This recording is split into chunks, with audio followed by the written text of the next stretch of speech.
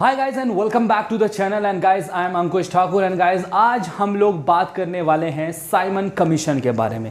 एक बहुत ही इंपॉर्टेंट और हिस्टोरिक मोमेंट था ये, और इसको भी हम लोगों ने याद रखना है। साइमन कमीशन भी आपके एग्जाम के पॉइंट ऑफ व्यू से काफ़ी इंपॉर्टेंट जो है आप कह सकते हो कंसेप्ट बनता है, और इस पर भी बहुत सारे क्वेश्चंस पूछे गए हैं।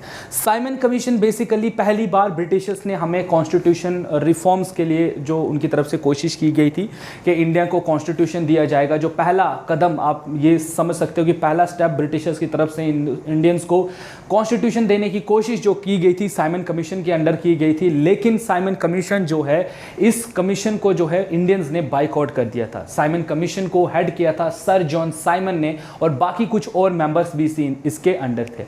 एज फॉर एज इंडियन जो उस टाइम के लीडर्स थे दे आर कंसर्न, तो उनका ये मानना था कि साइमन कमीशन जो है उसमें एक भी इंडियन ना होने की वजह से हम इस साइमन कमीशन का जो सपोर्ट है वो नहीं करेंगे, हम साइमन कमीशन को बाइकआउट करेंगे। साइमन कमीशन को इंडिया में काले झंडे लेकर जो है वो बाइकआउट किया गया। इसमें एक बहुत ही फेमस स्लोगन दिया गया था, that is Simon go back, और इस स्लोगन के साथ हमने भरपूर साइमन कमीशन का विद्रोह जो है वो किया था।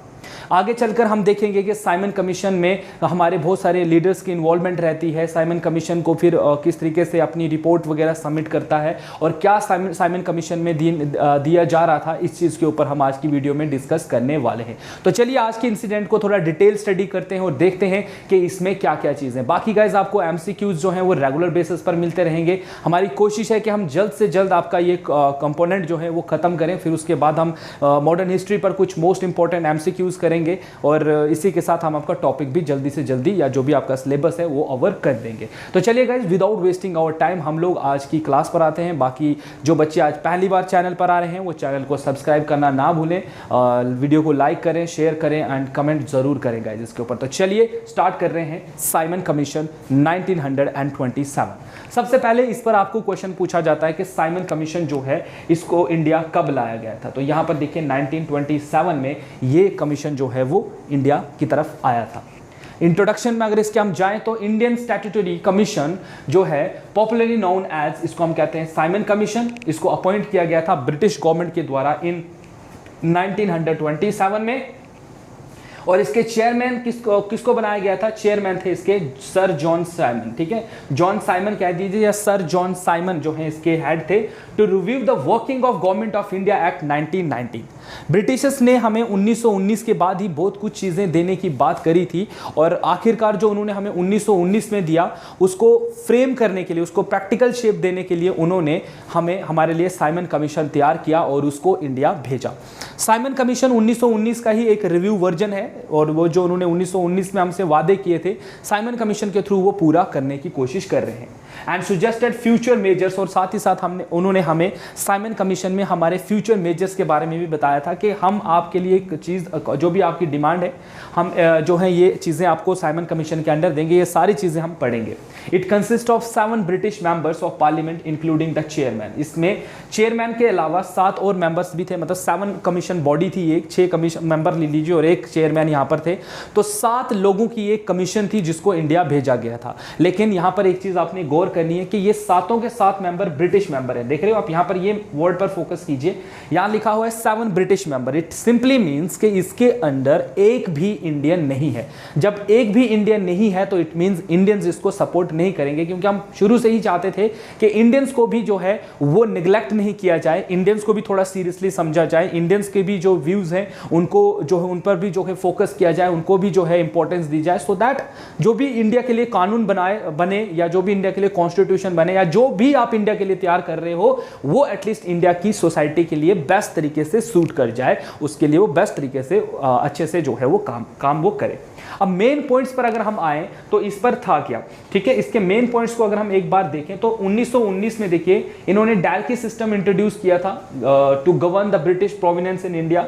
ब्रिटिश प्रोविनेंस को गवर्न करने के लिए इन्होंने क्या डायरकी सिस्टम लिया था। डायरकी सिंपली मतलब आपको समझाया जाए लेमैन के एग्जांपल में तो ये है ड्यू नेचर ऑफ गवर्नमेंट में 2 गवर्नमेंट होगी, एक सेंटर गवर्नमेंट होगी जो जैसे आज भी हम देखते हैं कि एक पूरे इंडिया को चलाने के लिए गवर्नमेंट बनती है, और एक गवर्नमेंट बनती है स्टेट गवर्नमेंट, जिसमें मतलब अब इनके टाइम पर ये क्या था, सेंटर गवर्नमेंट ब्रिटिशर्स के अंडर रहेगी। प्रोविनेंस को कंट्रोल करने के लिए, प्रोविनेंस जो अपनी लगातार डिमांड्स को लेकर प्रोटेस्ट कर रहे हैं या अपनी मूवमेंट्स को जो है वो चला रहे हैं, तो प्रोविनेंस के लोग भी शांत रहे, वहां के लीडर भी शांत रहे, इनके लिए ये रिफॉर्म्स थे। और प्रोविनेंस पर हमें कहीं ना कहीं जो है सेंट्रल गवर्नमेंट में अभी हमें इन्वॉल्वमेंट होने की कोई भी परमिशन नहीं थी, बट प्रोविनेंस गवर्नमेंट पर हम लोगों को इन्वॉल्व किया जा रहा था कि आप यहाँ पर इलेक्शन में पार्टिसिपेट कर सकते हो एंड ऑल दैट, जो भी आपके लिए मतलब थोड़ी बहुत यहाँ पर मेजर्स जो हैं वो लिए गए थे। और यहाँ पर देखिए, under this system the provincial subjects were divided into 2 categories. जो प्रोविनेंस सब्जेक्ट्स थे, प्रोविनेंस सब्जेक्ट्स जो प्रोविनेंस स्टेट, प्रोविनेंस अगर नहीं समझ आता तो सिंपल अपने दिमाग में स्टेट लेकर चलिए, जैसे हम कहते हैं स्टेट गवर्नमेंट, सेंट्रल गवर्नमेंट। इन्होंने कहा था कि जो प्रोविनेंस सब्जेक्ट हैं वो रिजर्व्ड होंगे और ट्रांसफर्ड होंगे। तो यही डायरेक्टली सिस्टम था। इन्होंने क्या कहा कि सेंट्रल गवर्नमेंट को भूल जाओ, यहाँ पर सेंट्रल गवर्नमेंट को आपको यहाँ पर कुछ नहीं रखना, क्योंकि ये पूरी की पूरी ब्रिटिश से बनी हुई थी और ब्रिटिशर नहीं देंगे यहाँ पर इन्वॉल्व इंडिया को। लेकिन अगर हम प्रोविनेंस की बात करें, प्रोविनेंस में जो गवर्नमेंट होगी उसमें जो सब्जेक्ट्स होंगे उनको 2 हिस्सों में डिवाइड किया जाएगा, एक होगा रिजर्व्ड और एक होगा transfer. Transfer subjects were to be administered by the governor. जो ट्रांसफर सब्जेक्ट होगा, सब ट्रांसफर सब्जेक्ट्स में वो जो चीजें डालेंगे, जैसे आज भी होता है स्टेट लिस्ट होता है, यूनियन लिस्ट होता है, कंकरेंट लिस्ट होता है ना, उसमें जो सब्जेक्ट्स दिए गए होते हैं उन्हीं के अकॉर्डिंग जो है आज भी सिस्टम जो है वो चलता है। यूनियन लिस्ट में जो सब्जेक्ट्स डाले गए होंगे, जैसे आर्मी उसमें रखा गया है, उसमें स्टेट गवर्नमेंट का कोई रोल नहीं होता है, उसमें सेंटर का ही होता है। वैसे ही इन्होंने कहा कि हम जो भी ट्रांसफर सब्जेक्ट्स में जो भी सब्जेक्ट्स डालेंगे, ट्रांसफर सब्जेक्ट्स में जो भी सब्जेक्ट्स डालेंगे उसको एडमिनिस्टर कौन करेगा, उसको एडमिनिस्टर करेगा गवर्नर। वो गवर्नर का प्रॉब्लम होगा कि वो उस चीजों को कैसे दे, जबकि with the aid of minister responsible to the legislative council. और गवर्नर किस तरीके से काम करेगा, लेजिस्लेटिव जो काउंसिल है, जहां पर इंडियंस को अब एड ऑन किया जा रहा था, इंडियंस भी इसमें डाले जा रहे थे, तो इनके ऐड के बेस पर, मतलब जैसे आज भी होता है, आज भी हम कहते हैं ना president act on the advice of council of ministers, है ना, या गवर्नर एक्ट ऑन द, मतलब जो हमारे मिनिस्टर ऑफ स्टेट्स होते हैं उनकी एडवाइस पर वो काम करता है, जैसे लोकसभा का रोल रहता है वैसे। अब बात करें रिजर्व सब्जेक्ट्स की, रिजर्व सब्जेक्ट्स जो होंगे, reserve subjects on the other hand were to be administered by the governor and his executive council without being responsible to the legislative council.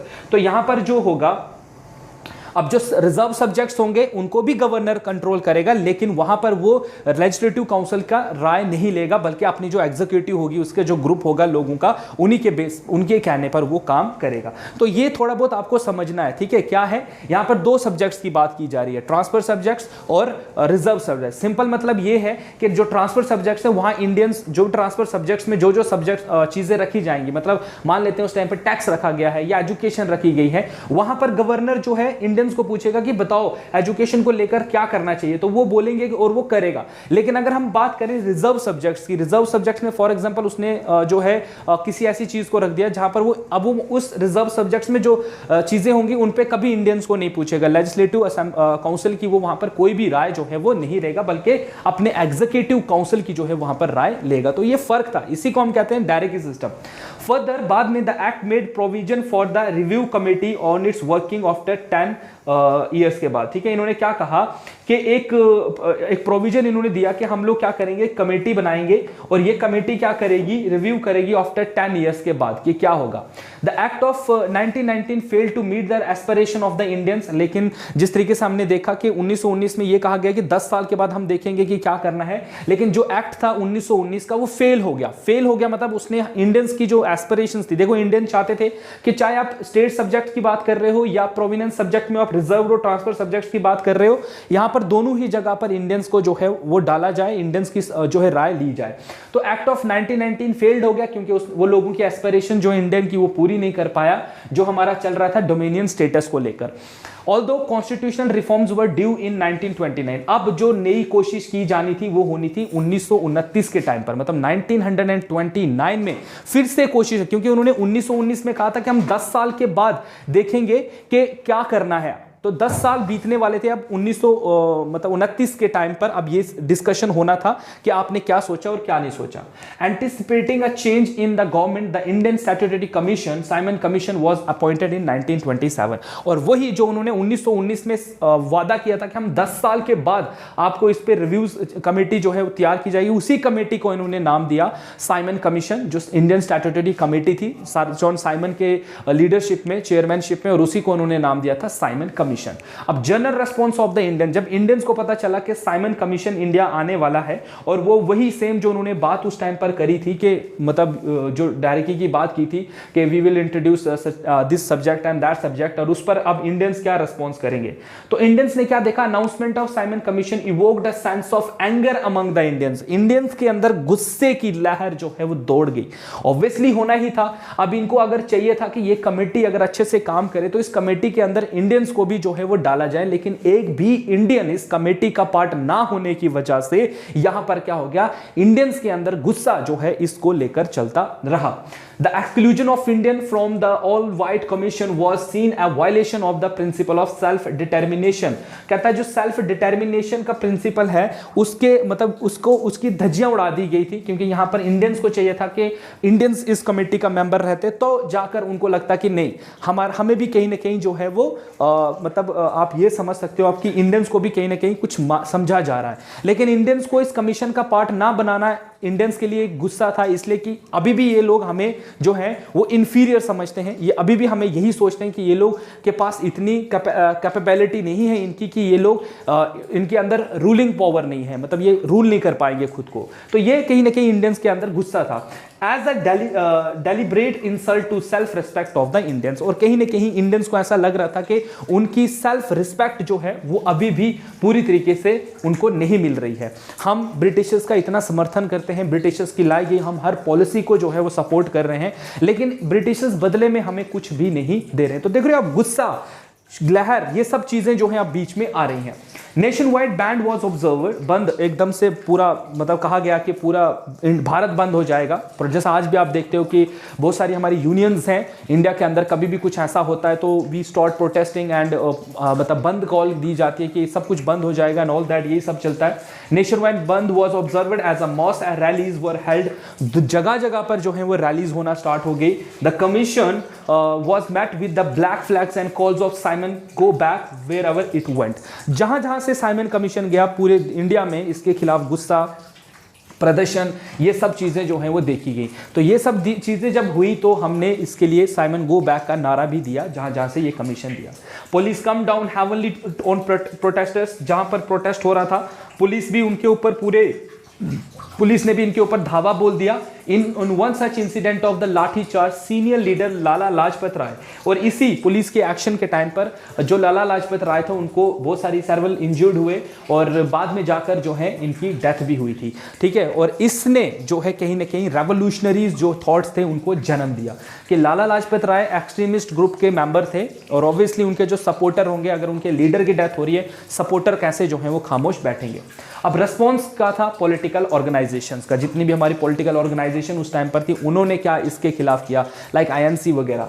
Indian national Congress ने 1927 का मैड्रास सेशन किया और वहां पर उन्होंने ओपनली इस कमेटी ने इस सेशन में बाइकआउट किया गया कमीशन को every stage and every form. कहते हैं कि हम साइमन कमीशन का ओपनली उसको सब अपना समर्थन नहीं देंगे, क्योंकि इस ग्रुप में एक भी मेंबर इंडियन नहीं है, इस कमीशन में एक भी इंसान इंडिया का नहीं डाला गया है, इंडियन इसमें नहीं है, तो ये कमीशन तो इसको बाइकआउट बनता है। अदर पार्टीज लाइक जैसे मुस्लिम लीग की अगर मैं बात करूं, लिबरल पार्टी की बात करूं, हिंदू महासभा की बात करूं, ये सारों ने डिसाइड किया कि वो बाइकआउट करेंगे साइमन कमीशन का।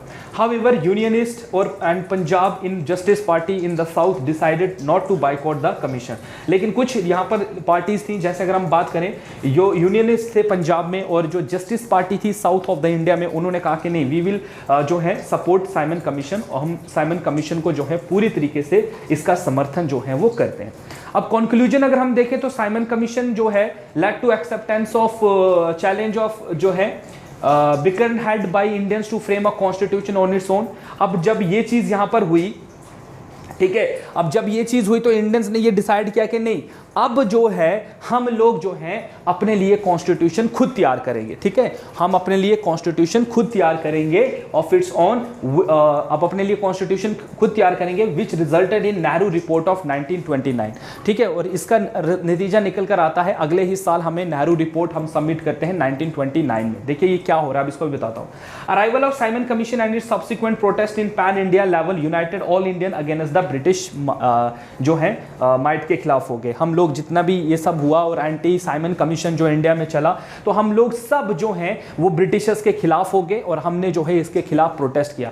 अब यहाँ पर आपको कुछ चीज़ें याद रखनी है कि अराइवल जो है साइमन कमीशन के, अगर हम इसकी मतलब इसकी अगर हम फॉर्मेशन की देखें तो इसके फॉर्मेशन पर क्वेश्चन पूछा जाता है, तो ये है 1927 में अराइवल इन इंडिया है। तो ये अराइवल ऑफ इंडिया में ये कब हो रहा है, 1928 में हो रहा है, ठीक है। तो ये दो डेट्स आपने याद रखनी है कि ये बन कब रहा है, 1927 में, इंडिया का पहुंच रहा है 1928 में। हमने इसके खिलाफ प्रोटेस्ट कर दिया। जब पूरे इंडिया में साइमन कमीशन को लेकर एंटी मूवमेंट चली तो ब्रिटिशर्स ने इस कमीशन को रोक दिया और ब्रिटिशर्स का यह मानना था कि क्यों, हम कोशिश कर रहे हैं आपको सेटिस्फाई करने की, हम चाहते हैं कि आप इंडियन जितने भी हो वो खुश रहो, क्योंकि हम आपके लिए ही साइमन कमीशन लेकर आए हैं, आप इसके लिए प्रोटेस्ट कर रहे हो, क्यों नहीं है। तो चलिए, हमने तो अपनी तरफ से कोशिश की थी, क्योंकि हमने आपको 1919 के एक्ट में कहा था कि 10 साल के बाद हम आपके लिए रिव्यू लेकर आएंगे, एक कमेटी तैयार की जाएगी। तो चलिए, हमने कोशिश करी, लेकिन आप लोगों ने इसका समर्थन किया नहीं किया और इसके खिलाफ आप जो है प्रदर्शन आपने भरपूर पूरे इंडिया में किया। और अब हम लोग जो है वो आपको मौका देते हैं कि आप क्या चाहते हो, आप जो चाहते हो आप एटलीस्ट हमें एक फ्रेम करके दे दो, ठीक है। इंडियंस को डाला नहीं गया, लेकिन पूछा गया कि क्या चाहते हो आप लोग, जो आप चाहते हो आप हमें बनाकर दे दो, आप हमारे लिए, हम आपको चैलेंज करते हैं कि आप हमें बनाकर दे दो जो भी है। तो ये चैलेंज इंडियंस ने एक्सेप्ट किया, इंडियंस ने इस चैलेंज को एक्सेप्ट किया कि ठीक है, आप चाहते हो ना, हमें क्या चाहिए। तो कहता है हम आपको एक फ्रेमवर्क बनाकर देंगे कि हम इंडिया के लिए क्या चाहते हैं। तो उन्होंने एक पूरा फ्रेमवर्क, इंडिया के लिए नहीं बोलूंगा इस टाइम पर मैं, बल्कि मैं बोलूंगा प्रोविनेंसेस के ऊपर जो भी बात होगी। तो जो भी हमारी स्टोरी है वो प्रोविनेंस से ही स्टार्ट होती है। तो प्रोविनेंस के लिए क्या क्या चाहिए, तो इन्होंने उसके लिए एक फ्रेमवर्क बनाना तैयार किया। जैसे आज के टाइम पर आप कहते हो ना preamble of the Indian constitution, तो हम लोग कहते हैं कि अगर आप प्रीएम्बल पढ़ लो तो आपको पता चल जाएगा कि इंडियन कॉन्स्टिट्यूशन में कैसा है। तो वही प्रीएम्बल बनाने वाला फेज हमारा पहला आया कि हम लोग क्या चाहते हैं, एक छोटा सा हम लोग एक प्रपोजल बनाएंगे कि हमें ये इंडिया के अंदर चाहिए। उसी प्रपोजल को बनाने के लिए जो है जो हमारे उस टाइम के बहुत मशहूर लॉयर थे, father of Jawaharlal Nehru, that is Motilal Nehru को ये टास्क दिया गया। And Motilal Nehru drafted up पूरा मतलब एक फ्रेम तैयार किया जिसको हम कहते हैं नेहरू रिपोर्ट ऑफ 1929, जिसके बारे में यहां पर बोला गया है। तो नेहरू रिपोर्ट कब आई, 1929 में। क्या था उसमें अब बात की जाएगी इंडिया के बारे में कि हमको क्या चाहिए। तो चलिए एक बार नजर डालते हैं नेहरू रिपोर्ट के ऊपर और नेहरू रिपोर्ट में क्या क्या डाला गया है। तो नेक्स्ट जो आपका टॉपिक है दैट इज नेहरू रिपोर्ट। इसके बैकग्राउंड पर देखिए 1928 में ये आया और इसमें क्या है, अब देखिए बैकग्राउंड पर अगर हम चले जाएं तो नेहरू रिपोर्ट जो है वो 15 अगस्त 1928 को आता है, ठीक है।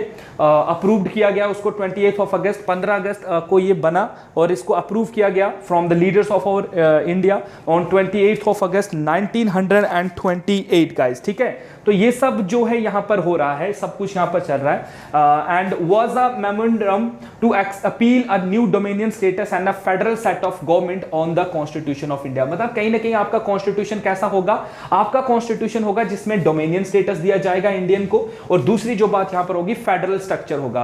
फेडरल स्ट्रक्चर का मतलब क्या होता है गाइस, पावर शेयरिंग वाला। यहां पर पावर शेयर की जाएगी, चाहे आप किसके किसके बीच में शेयर कर रहे हो। जैसे उसने डायरेक्टली में भी इंट्रोड्यूस किया था, जो स्टेट लिस्ट होती है इंडिया में वो भी पावर शेयरिंग का ही कंसेप्ट आता है। ये हम लोग इंडियन पॉलिटी में जरूर पढ़ेंगे, ठीक है। अब यहां पर देखो इन नवंबर 1927 में क्या हुआ, नवंबर 1927 में British government appointed the Simon commission to review the working of government of India 1999। इसके लिए वो रिव्यू किया गया था। ये क्वेश्चन पूछा जाता है कि साइमन कमीशन इंडिया में क्यों आया था, तो इसमें याद रखना आपने कि हम वो आया था 1919 का जो गवर्नमेंट एक्ट था उसको दोबारा से रिव्यू करने के लिए, और propose the constitutional framework for India. Commission did not have a single Indian members, और इसकी वजह से पूरे नेशनलिस्ट मूवमेंट इसके खिलाफ चली। व्हाइट पीपल जो है वो लोग जो है एक्नॉलेज कर गए द डिसकंटेंट के इंडियंस जो है इस कमीशन से खुश नहीं है। Did the challenge and composition of commission and instead asking Indians to prove that they could draw up a constitution themselves. कहता है फिर आप अपने लिए कॉन्स्टिट्यूशन खुद ही तैयार करो। अगर आप हमारे कमीशन से खुश नहीं हो तो आप अपने लिए कॉन्स्टिट्यूशन खुद तैयार करो। इसी चैलेंज को बनाते हुए 1925 में लॉर्ड बर्कनहेड जो थे देन सेक्रेटरी ऑफ स्टेट थे इंडिया के लिए in the House of Lords में, रिजल्ट ये आया कि लीडर जितने भी थे हमारे नेशनलिस्ट मूवमेंट के, उन्होंने रिस्पॉन्ड किया इस चैलेंज को और उन्होंने कोशिश की अपने तरफ से एक रिपोर्ट बनाने की जिसको आप नेहरू रिपोर्ट कहते हो 1928 का। दिसंबर 1927 में मैड्रास सेशन जो इंडियन नेशनल कांग्रेस ने ऑल पार्टी कॉन्फ्रेंस बुलाई कि हम लोगों को क्या चाहिए, इसके लिए हम एक कॉन्फ्रेंस करते हैं। तो जो भी हमारा ऑल इंडिया जो पार्टी कॉन्फ्रेंस हुआ 1928 में, अब रिकमेंडेशन क्या थी नेहरू रिपोर्ट की, ठीक है, क्या क्या रेकमेंड किया इन्होंने इंडिया को, मतलब ब्रिटिशर्स को क्या क्या रेकमेंड किया, इस पर एक बार नजर डालते हैं। देखिए सबसे पहले इन्होंने क्या बोला, India should be given dominion status with parliamentary form of government by cameral legislature that consist of senate and house of the representatives. यहां पर इन्होंने बात करी कि सबसे पहले तो इंडिया को डोमिनियन स्टेटस दे दो आप लोग, ठीक है, इंडिया की पहचान जो है उसको दे दो, ठीक है, डोमिनियन स्टेटस उसको दे दो विद, यहां पर पार्लियामेंट्री फॉर्म ऑफ गवर्नमेंट होगी, जैसे आज भी आपके यहां पर पार्लियामेंट्री फॉर्म ऑफ गवर्नमेंट है, यू हैव हाउस ऑफ मतलब राज्यसभा, लोकसभा, लोकसभा जो होते हैं इलेक्टेड मेंबर्स होते हैं, राज्यसभा जो है वो कॉन्स्टिट्यूशनल, जैसे ये जो है ना पार्लियामेंट है लोगों की चॉइस, और राज्यसभा में कौन मेंबर होते हैं, राज्यसभा में होता है आपके कॉन्स्टिट्यूएंट, मतलब हर एरिया के वहां पर लोग होते हैं, सो दैट आप एरिया वाइज भी वहां पर चले जाओ और लोगों के द्वारा, तो ये कॉमन है एक से। तो इन्होंने भी यही कहा कि यहां पर क्या होना चाहिए, एक सेनेट होना चाहिए और हाउस ऑफ द रिप्रेजेंटेटिव्स होना चाहिए, ठीक है, ये दो हाउसेस यहां पर होने चाहिए। इट रेकमेंडेड, इन्होंने कहा कि एक रिस्पॉन्सिबल गवर्नमेंट बनाई जाए सेंटर और एंड इन प्रोविनेंस, दोनों जगह पर, चाहे आप सेंटर गवर्नमेंट की बात कर रहे हो चाहे आप प्रोविनेंस की बात करो, अगेन प्रोविनेंस नहीं समझ आता है, स्टेट गवर्नमेंट याद रख लो, तो चाहे कहता आप स्टेट की बात कर रहे हो चाहे आप सेंटर की बात कर रहे हो, वहां पर एक रिस्पॉन्सिबल गवर्नमेंट बननी चाहिए। रिस्पॉन्सिबल गवर्नमेंट ऐसी की जो अपने सब्जेक्ट्स के ऊपर फोकस करे, जैसे कि आज प्रेजेंट टाइम पर हमारी गवर्नमेंट रहती है, आज हम बीजेपी के अंडर रूल हो रहे हैं, कांग्रेस के अंडर रूल हो रहे हैं, या किसी भी पॉलिटिकल पार्टी के अंदर हम रूल हो रहे होते हैं, तो वो गवर्नमेंट कहीं ना कहीं हमारे लिए रिस्पॉन्सिबल होती है, उसके जो भी एक्शंस होंगे वो लोगों के ऊपर डायरेक्ट अफेक्ट करते हैं, चाहे उनका लिया गया सही एक्शन है चाहे उनकी तरफ से लिया गया बुरा कोई भी एक्शन है। तो चलिए, ब्रिटिश गवर्नमेंट तो शुरू से ही हम लोग उनके जो भी एक्शंस रहे हैं वो इंडियंस की अगर हम बात करें तो इंडियंस पर उन्होंने बहुत ज्यादा इफेक्ट डाले, चाहे हम उनका 1773 से लेकर जो पहली कोशिश उन्होंने की थी इंडिया में कब्जा करने की, तब से लेकर अगर हम चले तो 1919 तक हम देखते हैं कि उनकी तरफ से जो भी पॉलिसी लाई गई है उससे कहीं ना कहीं इंडियंस को बहुत ज्यादा इफेक्ट पड़ा है। तो इसलिए ये कहते थे कि देखो ऐसा कुछ मत लाओ जिससे कि आप लोग जो है इंडिया में कोई भी कानून ला रहे हो और उस कानून का ऐसा हो रहा है कि एक सोसाइटी को वो फायदा दे रही है दूसरे सोसाइटी को वो नुकसान दे रही है, तो ऐसा मत करो। एटलीस्ट जो भी आपके रूल्स होंगे, जो भी आप लॉ लाते हो, लॉ यूनिटरी हो, मतलब एक ऐसा हो कि वो सब लोगों के लिए हो। आपको ये चीज भी याद रखनी है कि यहां पर जो है हिंदू, मुस्लिम, सिख, ईसाई, तो साथ ही साथ यहां पर हायर कास्ट, लोअर कास्ट के लोग रहते हैं, तो हर चीज आपको ऐसी लानी है कि जो सबको सपोर्ट करे, तो इसको हम कहते हैं रिस्पॉन्सिबल गवर्नमेंट। तो चाहे जो बोलता है आपने सेंटर पर गवर्नमेंट बनानी है चाहे आप स्टेट पर गवर्नमेंट बना रहे हो, लेकिन एटलीस्ट दोनों ही जगह पर आपका क्या होना चाहिए, एक रिस्पॉन्सिबल गवर्नमेंट होनी चाहिए जो लोगों के लिए काम करे, अपने सेल्फ इंटरेस्ट के लिए काम ना करे। दूसरा इन्होंने कहा कि देयर सेनेट वर कंप्राइज, अब इन्होंने कहा था ना कि एक सेनेट बना दो, अब इस सेनेट में क्या होगा, तो इन्होंने कहा कि senate were to comprises of 200 members. इन्होंने कहा कि सेनेट के अंदर 200 मेंबर होंगे, ठीक है, इलेक्टेड बाय 7 इयर्स, ठीक है, और कितने साल के लिए इलेक्ट होंगे वो, फॉर 7 इयर्स, 7 साल के लिए। जैसे आज भी आपके लोग 5 साल के लिए लोकसभा में 5 साल के लिए इलेक्ट होते हैं ना, वैसे इन्होंने कहा कि वो 7 साल के लिए इलेक्ट होंगे। while the house of representatives should consist of 500 members, और उन्होंने कहा कि हाउस ऑफ कॉमन में होंगे कितने, 500 मेंबर्स, जिनको इलेक्ट किया जाएगा कितने साल के लिए, आपके 5 इयर्स के लिए। तो देख रहे हो, सेनेट 5-7 साल के लिए चुनी जाएगी और रिप्रेजेंटेटिव जो हाउस ऑफ रिप्रेजेंटेटिव जो है उसको 5 साल के लिए चुना जाएगा। Governor general will act on the advice of executive council, और गवर्नर जनरल हमेशा एग्जीक्यूटिव काउंसिल के एडवाइस पर काम करेगा, खुद से काम नहीं कर सकता। It would be collectively responsible to the parliament, और ये 3 लोग मतलब कौन कौन, सेनेट, रिप्रेजेंटेटिव और गवर्नर जनरल क्या बनाएंगे, ये बनाएंगे आपकी इसको पार्लियामेंट को। जैसे आज के टाइम पर आपसे एग्जाम में क्वेश्चन पूछा जाता है कि जो इंडियन पार्लियामेंट है, इट कंसिस्ट ऑफ, तो हम कहते हैं कि Indian parliament consist of 3 members, कौन कौन है, लोकसभा, राज्यसभा एंड प्रेसिडेंट। तो वैसे इन्होंने कहा senate, house of representative and parliament, जो गवर्नर जनरल, ये 3 मिलकर क्या बनाएंगे दोस्तों, ये बनाएंगे आपकी पार्लियामेंट को, ठीक है।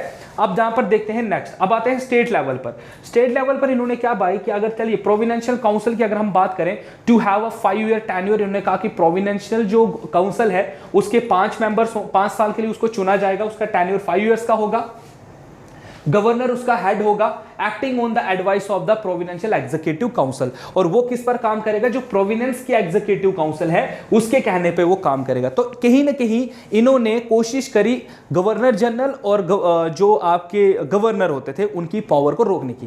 पहले गवर्नर ही सारा रूल बना देता था कि जो करना मैं ही करूंगा, हाँ ये कर दो, ये कर दो, यस यस यस। तो इन्होंने कहा कि नहीं, अब इनकी पावर को कंट्रोल लाना है। चाहे प्रेसिडेंट ऑफ इंडिया के टाइम पर भी आज देख लो तो प्रेसिडेंट हम कहते हैं कि प्रेसिडेंट ऑफ इंडिया, लेकिन प्रेसिडेंट ऑफ इंडिया हमेशा एडवाइस पर काम करता है, act on advice of the council of ministers पर। ठीक है, जो काउंसिल ऑफ मिनिस्टर्स उसको कहेंगे, प्रेसिडेंट उसी के कहने पर चलता है। हाँ, स्पेशल पावर्स भी प्रेसिडेंट के पास हैं, लेकिन वो तब हैं जब देश के हालात ठीक ना हो, इमरजेंसी जैसी सिचुएशन इंडिया में आन पड़ी है। तो इन्होंने गवर्नर जनरल और गवर्नर को रोकने के लिए, उसकी पावर को रोकने के लिए, मतलब कहीं ना कहीं उसको जो है वो अपनी मनमर्जी ना करे, एब्सोल्यूट ना बने, उसकी एब्सोल्यूटनेस को कंट्रोल करने के लिए इन्होंने ये सब जो है इसमें मेंशन करना स्टार्ट कर दिया। तो ये देख लो कितनी अच्छी एडवाइस जो है ये दे रहे हैं। There were no separate electorate for minorities. इन्होंने कहा कि माइनॉरिटीज के लिए सेपरेट इलेक्टोरेट नहीं होगा, because it awakens the criminal sentiments, therefore it should be scraped and joint electorate should be introduce. Joint electorate बना दो, सेपरेट इलेक्टोरेट मत बता दो कि आप कह रहे हो कि हम इनको इतना देंगे इतना देंगे, कहता है ये मत रखो। कम्युनिटी बेस्ड रिप्रेजेंटेशन नहीं होगी यहां पर। इट रिकमेंडेड 19 फंडामेंटल राइट्स, हमने उनसे तकरीबन 19 फंडामेंटल राइट्स भी जो है वो मांगे थे, इंक्लूडिंग जिसमें है हमारा equal rights for women, right to form union and universal adult suffrage, कि हर 18 साल के इंसान को यहां पर वोट देने का हक होगा। तो ये भी हमने उनसे मांगा। तो गाइज ये भी कभी कभी पूछा जाता है कि इंडिया ने पहली बार जो अपने फंडामेंटल राइट की बात करी थी वो कब करी थी? वो करी थी हमने नेहरू रिपोर्ट में, कि हमें फंडामेंटल राइट्स भी जो है वो मिलने चाहिए, जो अब तक इंडियंस को नहीं मिले थे। ना हमें जीने का हक यहां पे था, हमें कभी भी मार सकता था, कोई भी मार सकता था। क्राइम रेट आप देख लो ब्रिटिशर्स के टाइम पर तो पीक लेवल पर था। उसके बाद हम full protection to culture and religious interest of Muslims, और साथ ही साथ इन्होंने कहा कि मुस्लिम्स को के कल्चर को और रिलीजन को प्रोटेक्ट करने का भी आपको जो है संविधान जो है वो रखना है। ये भी इसमें जो है वो बात करी गई थी कि हम इसमें ये भी करेंगे, complete disassociation of state from religion. और इन्होंने कहा कि स्टेट और रिलीजन को मिक्स नहीं करना है। आप रिलीजन को अपनी जगह पर रहने दें, स्टेट को अपनी जगह पर रहने दें, इसको मिक्स नहीं करना है। ये गांधी ने भी कहा है, ये कोटल्य ने भी कहा है, और ये मैकावेली ने भी कहा है, जो बड़े बड़े फॉर्मर्स हैं, मतलब जिन्होंने पॉलिटिकल थ्योरीज दी हैं। तो इन्होंने सब ने इसको कहा है कि we always have to do, कि हमें रिलीजन और स्टेट को अलग करना है। ये दोनों कभी जहां जहां ये मिक्स होंगे वहां हेल जैसी सिचुएशन आन पड़ सकती है। उसके बाद हमने कहा कि complete disassociation of state from religion और Muslim League reaction to the Nehru report. अब यहां पर देखो ये सारी चीजें हमने कही कि नेहरू रिपोर्ट हमने तैयार करी और उसमें ये सारी चीजें हमने बोली कि ऐसा होगा, ऐसा करो, ऐसा करो, ऐसा करो, ऐसा करो, ऐसा करो, ऐसा करो, तैयार किया और रिपोर्ट हमारी तैयार हो गई। जब रिपोर्ट तैयार हो गई तो आप एक चीज यहां पर याद रखना है कि इंडिया में दो ग्रुप्स थे, मुस्लिम लीग और आईएनसी। तो आईएनसी अगर ये काम करेगी तो अब मुस्लिम लीग जरूरी थोड़ी कि मुस्लिम लीग उसको यस करेगी, मुस्लिम लीग भी तो अपने इंटरेस्ट को देखेगी ना, क्योंकि मुस्लिम्स को भी लगता था कि we are minority in India और अगर ये कोई ऐसा लॉ लाएंगे तो हमारे ऊपर भी तो इसका इफेक्ट पड़ सकता है। सो मुस्लिम लीग अपने सेल्फ इंटरेस्ट को प्रोटेक्ट करते हुए जो है आईएनसी की तरफ से जो भी चीज लाएगी वो इसको चेक करेगा, चाहे मुस्लिम लीग आएगा तो ये चेक करेगा। तो ऐसा नहीं था कि इन्होंने कह दिया तो ये एक्सेप्ट करेंगे, ऐसे बहुत कम सिचुएशन में ही होता था। तो अब जब इन्होंने ये नेहरू रिपोर्ट तैयार की फ्रॉम द आईएनसी साइड, ठीक है, तो मुस्लिम लीग इसके रिएक्शन में क्या कर रही है? तो यही है reaction on the Muslim Nehru report कि मुस्लिम लीग अब इसके बारे में क्या सोचते हैं। चलो इन्होंने तो कह दिया। तो मुस्लिम लीग का ये मानना था, द प्रोसेस ऑफ, यहां पर देखिए मुस्लिम लीग का रिएक्शन क्या था? Leagues rejected the Nehru proposal. सबसे पहले तो लीग ने सीधा सीधा रिजेक्ट कर दिया किसको? नेहरू रिपोर्ट को। उन्होंने, मुस्लिम लीग का ये मानना था कि हम नेहरू रिपोर्ट से खुश नहीं। तो ब्रिटिशर्स को एक और चांस मिल गया कि अच्छा, इंडियंस ने एक ग्रुप ने कोशिश करी अपने लिए कॉन्स्टिट्यूशन बनाने की और दूसरा ग्रुप कह रहा हम इससे खुश नहीं, तो उन्होंने इनकी रिपोर्ट को भी पढ़ा। In reaction Mohammad Ali Jinnah drafted his 14 points in 1929। तो 1929 में जिन्ना साहब ने भी अपने कुछ पॉइंट्स तैयार किए। उन्होंने कहा कि आपने कहा कि अपनी तरफ से बढ़ाओ, नेहरू रिपोर्ट तो तैयार हो गई है, तो कहता हमारी कौन सुनेगा, हमारी भी तो सुन लो। तो भाई साहब यहां पर क्या हो रहा है? यहां पर मुस्लिम लीग जो है under the leadership of Mohammad Ali Jinnah वो भी अपने पॉइंट्स रखेंगे, क्योंकि अगर मुस्लिम आईएनसी अगर नेहरू रिपोर्ट बना सकती है तो मुस्लिम लीग क्यों नहीं बना सकती है। तो मुस्लिम लीग ने भी अपने 14 पॉइंट्स तैयार किए which become the core demand of Muslim community put forward as the price of their and participating in the independent united India. कहता आप अगर हमें इंडिया में रख रहे हो, आप हमें यूनाइटेड इंडिया का पार्ट समझ रहे हो, तो आप एक ग्रुप ऑफ सोसाइटी की बात क्यों सुन रहे हो, आप कांग्रेस की बात सुन रहे हो। कांग्रेस ने तो अपने रिपोर्ट तैयार कर दी, हमारे भी कुछ कह सकते हो आप पॉइंट्स हैं उन पे भी जो थोड़ा गौर किया जाए। तो the main objection of Muslim League were, यहां पर देखिए मेन ऑब्जेक्शन क्या था इस मुस्लिम लीग का। आप एक बार ना मैं आपको थोड़ा सा ये कह दूं कि आप 14 पॉइंट्स मुस्लिम लीग के पढ़ लेना, बिकॉज ऐसे गूगल पे सर्च कर लीजिएगा कि 14 पॉइंट्स ऑफ जिन्ना, तो आपने उसमें 14 पॉइंट है वो एक बार पढ़ लेने हैं कि ये क्या क्या मांग रहे थे, ठीक है, देन यू विल अंडरस्टैंड। तो यहां पर देखो अब क्या हुआ कि मेन था कि 1916 में कांग्रेस मुस्लिम लीग एग्रीमेंट लखनऊ पैक्ट जो है वो हुआ था, याद है आपको। 1916 में एक बार कोशिश की गई थी मुस्लिम लीग और कांग्रेस के द्वारा यूनाइट होने की।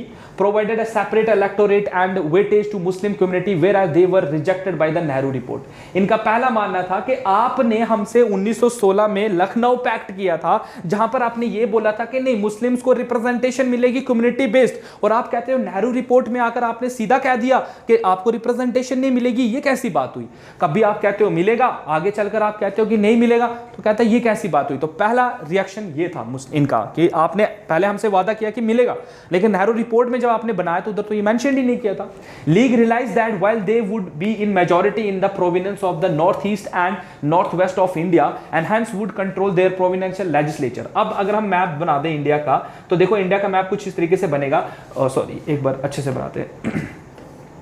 तो यहां पर अगर मैं बता दूं तो इंडिया का मैप कुछ इस तरीके से था, और नॉर्थ ईस्ट मतलब नॉर्थ ईस्ट कहां, ये नॉर्थ है और ये ईस्ट है, ठीक है। तो ये वाला एरिया अगर मैं कह दूं, ये वाला, साथ ही साथ इन्होंने कहा कि नॉर्थ वेस्ट मतलब ये पूरा एरिया, ये समझ रहे हो आप, ये जो एरिया था पूरा का पूरा नॉर्थ वेस्ट में, इधर ऊपर ये वाला भी ले लेते, इसमें ये क्या था, मुस्लिम मेजॉरिटी था। देख रहे हो आप, मुस्लिम मेजॉरिटी था, ये मुस्लिम मेजॉरिटी का एरिया था, पूरा का पूरा मुस्लिम मेजॉरिटी है। अब जब मुस्लिम मेजॉरिटी इस एरिया में है in India and hence would control there provenance legislature, तो इन्होंने कहा कि अगर आप हमें रिप्रेजेंटेशन दोगे तो इस एरिया में हमारी रिप्रेजेंटेशन ज्यादा हो जाएगी, है ना। इनको लगता था कि हमारी यहां पर representation they would always be minority in the centre. जबकि अगर हम सेंटर की बात करें तो कहता हम प्रोविनेंस, ये हमारा प्रोविनेंस है, ठीक है। प्रोविनेंस में हो सकता है कहता हम स्टेट, जो हमारी स्टेट की जो गवर्नमेंट होगी, कहता इसमें हम मेजॉरिटी में हैं, कोई शक नहीं है, क्योंकि हमारी पॉपुलेशन यहां से इस एरिया में देखो। लेकिन ऑन द अदर हैंड अगर हम सेंटर लेवल पर देखें तो सेंटर लेवल पर भाई साहब वी और माइनॉरिटी ग्रुप, हम लोग स्टेट में मेजॉरिटी में हैं और लेकिन सेंटर में हम लोग माइनॉरिटी में हैं, ठीक है। Thus they demand contrarily to the Nehru report that residuary power go to the province, कि इन्होंने कहा कि जो रेजिड्यूरी पावर होगी, देखो एक होती है स्टेट, एक होती है, अब इसमें देखो कुछ सब्जेक्ट्स रखे जाएंगे, सेंटर के भी सब्जेक्ट्स रखे जाएंगे। अब आप सोच रहे होंगे कि सर ये रेजिड्यूरी पावर का क्या कंसेप्ट है, तो मैं आपको बता दूं, देखो स्टेट की मैं बात कर रहा हूं या प्रोविनेंस की मैं बात कर रहा हूं, ठीक है, प्रोविनेंस की मैं बात कर रहा हूं। तो अब इन दोनों के क्लैश ना हो तो इसके लिए हम क्या करते थे, सब्जेक्ट बांट देंगे, कुछ सब्जेक्ट्स हम इनको दे देंगे, कुछ सब्जेक्ट्स हम इनको दे देंगे। जो इसको दे दिया जाएगा ये उन पर लॉ बनाएगा जो, लेकिन जो रेजिड्यूरी होता था जिस पर दोनों बना सकते थे, तो इनका ये माना था कि वो इनको दी जाए, मतलब प्रोविनेंस को जो है वो ज्यादा पावरफुल बनाया जाए, सेंटर को लेस पावरफुल बनाया जाए। ये मेन मकसद था, मतलब किसका, मुस्लिम लीग का। कि जैसे आज है ना, आज हम कहते हैं कि centre is more powerful than state government, ठीक है। स्टेट गवर्नमेंट लेस पावरफुल होती है, लेकिन सेंटर गवर्नमेंट आज के टाइम पर ज्यादा पावरफुल है। लेकिन उन्होंने कहा कि अभी तो हमारा देश बन रहा था, तो इन्होंने कहा कि नहीं ये मत करो, सेंटर को बहुत पावरफुल मत बनाओ। अगर आप पावरफुल बनाना चाहते हो तो स्टेट गवर्नमेंट को, प्रोविनेंस गवर्नमेंट को जो है वो स्ट्रांग बनाओ, उसको रेजिड्यूरी पावर भी उसको दे दो। तो इसके पास 2 पावर, इसके पास 1 पावर दे दो। ये किसका मानना था, ये मानना था जिन्ना के जो 14 पॉइंट्स थे उनमें ये बात की गई थी। कंक्लूजन क्या निकल कर आया, इस पर एक बार देखते हैं कि अब इतना कुछ हुआ तो इसका नतीजा क्या निकल कर आया। तो नतीजा हम एक बार देख ही लेते हैं। इसका नतीजा निकल कर क्या आया दोस्तों, तो देखिए मेन ऑब्जेक्शन क्या था। तो कंक्लूजन यहां पर है, Nehru report demanded that, Nehru report ने डिमांड किया द फंडामेंटल राइट्स, ठीक है। सबसे पहले आपने ये याद रखना है कि हमने नेहरू रिपोर्ट में फंडामेंटल राइट्स की डिमांड की थी, for the people of India wouldn't be subject to the for 40 years, ठीक है। The report was an inspiration from the American bill of rights, देखो अमेरिका बिल ऑफ राइट्स क्या की theory क्या है, America was the first country जिसने अपने लोगों को फंडामेंटल राइट्स दिए थे। तो इसी बात से हम लोग इंस्पायर होकर हमने भी इंडिया में बिल ऑफ राइट्स, याद रखना कभी पूछा जाए कि बिल ऑफ राइट्स जो है, बिल ऑफ राइट्स जो है ये कब लाया गया था, कब इसकी बात की गई थी, तो बिल ऑफ राइट्स कब की गई है, याद रखना हमेशा नेहरू रिपोर्ट में इसकी बात की गई है दोस्तों। नेहरू रिपोर्ट में हमने पहली बार बिल अपना पास किया था काइंड ऑफ कि हमें फंडामेंटल राइट्स चाहिए, ठीक है ना, तो इसलिए इसको हम बिल ऑफ राइट्स कहेंगे, ठीक है, ऐसे याद रखें। Which laid the foundation of the fundamental rights provision in the Indian constitution. Unfortunately Nehru report was not adopted by all party convention in Calcutta. अब जब नेहरू रिपोर्ट तैयार हुई तो उसके लिए फिर से कलकत्ता में एक जो है मीटिंग बुलाई गई कि हमने जिसमें तमाम हिंदू महासभा, मुस्लिम लीग, ऑल दैट जितने भी आपके लीडर उस टाइम की जो पॉलिटिकल पार्टीज में कहूंगा या जो भी उस टाइम के लीडर्स थे उनको बुलाया गया कलकत्ता में, और वहां पर बोला गया कि देखिए हमने नेहरू रिपोर्ट तैयार की है। नेहरू रिपोर्ट क्या है, एक बेस है इंडियन कॉन्स्टिट्यूशन का, इसी के बेस पर इंडिया का कॉन्स्टिट्यूशन बनेगा। तो आप लोगों की राय क्या है इसके ऊपर, आप हमें बताएं। तो ऑल इंडिया जितनी भी कॉन्फ्रेंस जो हुई, यहां पर पार्टी कन्वेंशन जो हुई, उन्होंने नेहरू रिपोर्ट का समर्थन नहीं किया। और ये ऑल पार्टी कन्वेंशन कब हो रही है, दिसंबर 1928 में। Some communal leaders from the Muslim League, Hindu Mahasabha and the Sikh League objected. इन सब ने अपना अपना, जैसे मुस्लिम लीग तो ऑब्वियसली करेगी कि आपने हमें रिप्रेजेंटेशन नहीं दी, हिंदू महासभा जो है ऑपोजिशन करती थी हमेशा मुस्लिम्स का, तो इन्होंने कहा कि आप हमें क्यों नहीं सपोर्ट किया, मतलब बहुत सारे इश्यूज यहां पर आ जाते हैं, क्रिमिनल बातें होने लगी, और ऑब्वियसली सिख लीग ने भी इसको ओपनली तरीके से जो है वो क्रिटिसाइज किया। तो नेहरू रिपोर्ट जो है हमारी वो पेपर वर्क ही रह गया। नाउ अब देखो कहानी है, आपको सिंपल सी मैं इतना सा बता दूं कि यहां पर कहानी क्या है, आपने जो याद रखनी है वो ये है, कहानी है कि देखिए 1919 में, ठीक है, एक एक्ट पास होता है। इस एक्ट को हम कहते हैं act government India act of 1919।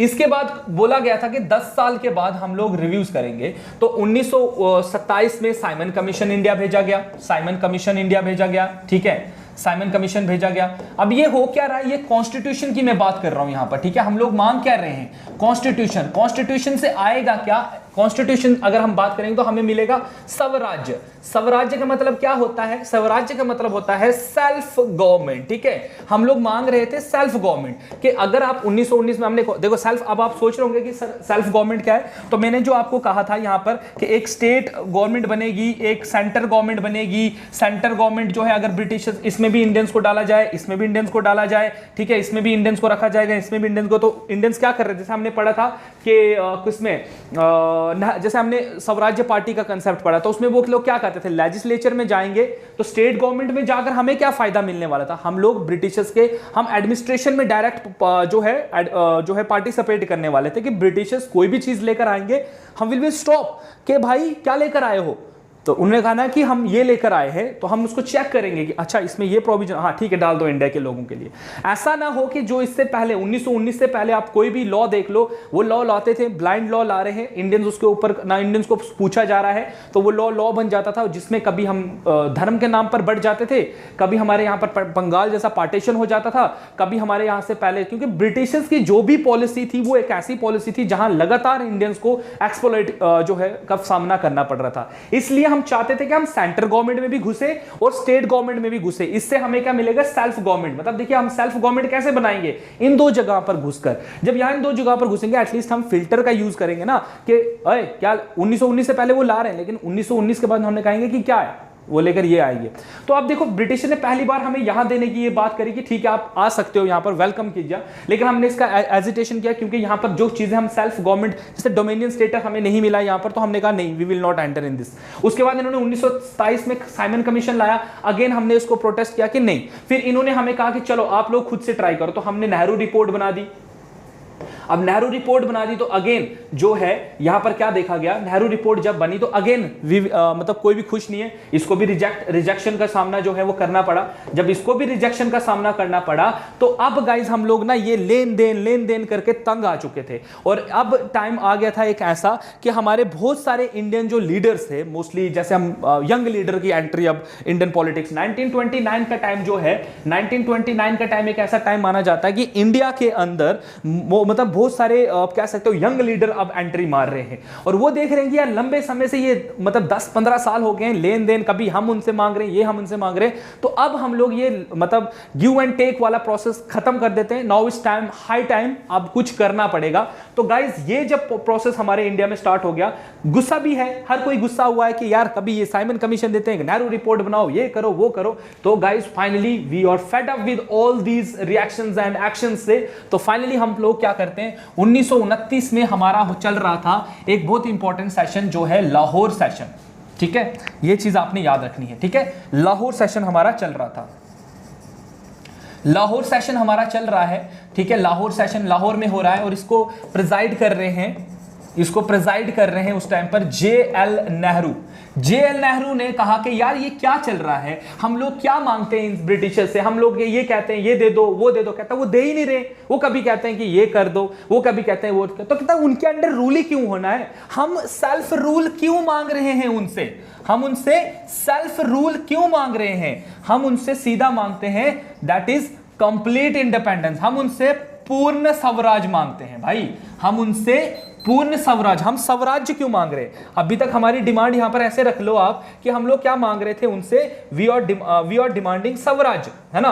अभी तक हम 1929 तक वी आर डिमांडिंग स्वराज, हम सिंपल उनसे क्या मांग रहे हैं, स्वराज।